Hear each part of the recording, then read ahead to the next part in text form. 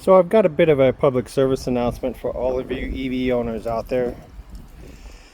I had a situation come up today, and I've been meaning to make a video on this, and so now I got an opportunity. So I want to show you something.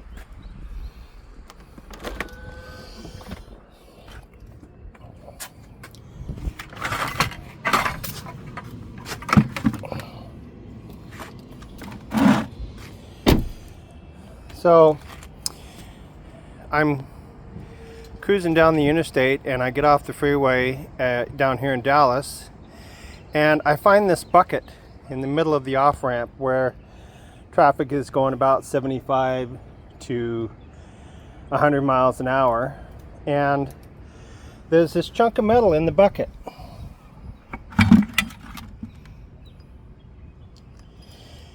So what's the big deal? What does that have to do with EVs? Well, the thing is that this thing is quite large, and it won't clear the bottom of the car at an angle. And there's a battery all along the floor of the car. So if you were to hit this bucket with this big chunk of metal in there, and it somersaults in there, you're going to be buying a new battery. I've had the opportunity to do some EVs, or excuse me, I've had the opportunity to do some ride share, Uber, Lyft, and I had a gentleman that was a customer of mine that I picked him up at a Porsche dealer, and he had a brand new Taycan. I want to say he had like 5,000 miles on it. Well, he hit a chunk of steel like that.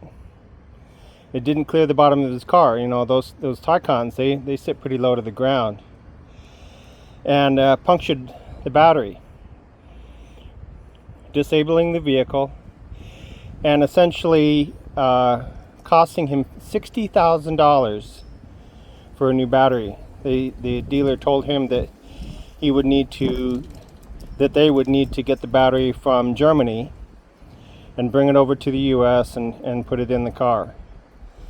So needless to say, he is stuck without a vehicle, and his insurance company is just beside themselves. $60,000 for a battery.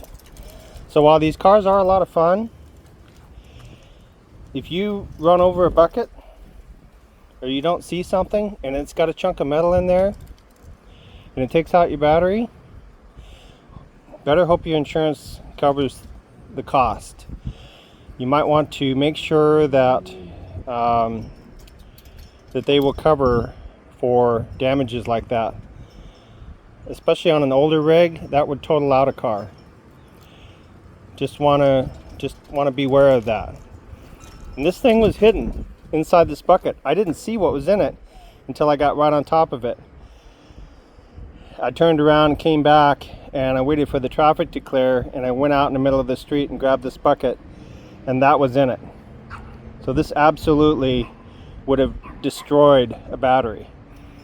Now, you could say that it could have hit an oil pan as well, which is possible, but an oil pan is what, 2 or 3 square feet of exposure, whereas if you have this entire underside of a car, you're talking what, 8 feet by 5 feet, 40 square feet of exposure along the bottom of the car.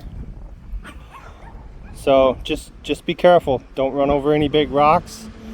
Don't run over buckets. Don't run over scrap steel in the road if you can possibly avoid it.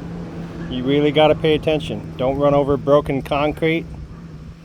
Yeah, it's a real thing. And roads aren't maintained as good as they used to be. So just be aware of that. Hope you liked the video. Like and subscribe.